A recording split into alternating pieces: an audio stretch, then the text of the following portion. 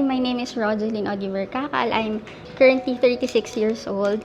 And this is my son, Kyle Orion Kakal. We call him Oreo. He's 2 years old now, and during the procedure, he was 9 months old. And then he was the youngest actually, to undergo open heart surgery at Makati Medical Center. So it was just routine scan lang talaga with Dr. Reyes. Tapos parang kinabahan ako kasi during that time, it took him so long to finish. It wasn't like that naman with the previous kasi dati mabilis lang. Pero this time kasi parang pacing from one place to another and then doing it all over again. So parang kinabahan ako. Tapos, doon nga sinabi na niya, nakita niya, number one is his term is double bubble, which is an indication of duodenal atresia. It's a abdominal problem in which his bowels are closed or parang constricted. So, of course, it requires surgical intervention also. And then the second was the cardiac problem. That's the worst kasi it's a series of interventions. It's a lifelong management. He has to undergo several procedures talaga to correct it. I gave birth at 35 weeks.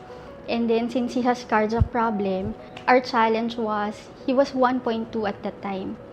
And 1.2 kilos open heart surgery isn't possible yet at that weight. Second day, post-operative day. Because that was the lowest point talaga kasi his oxygen saturations went down to as low as 30s, that low. And then his heart rate, it was barely read by the machine because it's too low talaga.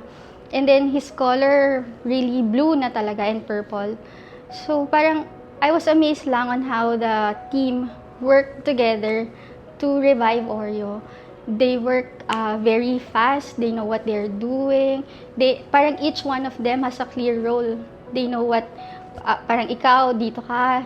The doctors are parang commanding the nurses. And everyone is very efficient.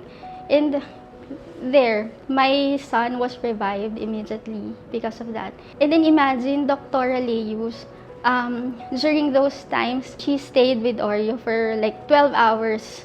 For the first 48 hours ni Oreo. She went home at 10 to 11 p.m. at night. And then when it happened, she went back at around 1 to 2 a.m. just to see Oreo. If he's okay na, if stable na ba talaga siya. Talagang naramdaman ko na how much they care for my son. A lot of people are asking, hindi ka ba nagtanong, bakit ikaw? Bakit sa'yo nangyari? Several times I did. I came to a point na in denial. Parang sabi ko noon, hindi, siguro the doctors are wrong, probably wrong lang with the diagnosis. Siguro parang after several days, mawawala din yan. Magiging iba yung diagnosis namin. Or mawawala na talaga. Hindi na makikita yung sakit ni Oreo. And then, came bargaining. Nakipag-bargain ako na kay God na parang, God, sige na, alam ko may sakit. Pero sana, less complicated than what it is right now. Sabi kong ganun sa kanya. Everything has provided naman na sa amin by God. Number one nga, I'm a nurse. I'm in the medical field. Number two, I'm working at Makati Med. That's an edge kasi Makati Med, the equipment talaga, that's what Oreo needs. And then the doctors. I'm at neonatal ICU. I'm with pediatric ICU as well. Kaya sabi ko, kilala ko yung mga tao doon. I was trained by God before Oreo gave him to us. Kaya sabi ko, kaya namin.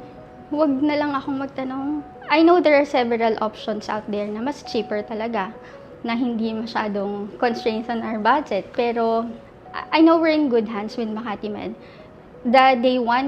From the day one pa lang that Oreo was diagnosed, when he was inside my tummy, that's our edge. Kasi if not for Dr. Reyes, if it wasn't seen prenatally, we won't be able to prepare, for example, the medication that was vital for his survival. We're able to prepare it ahead of time.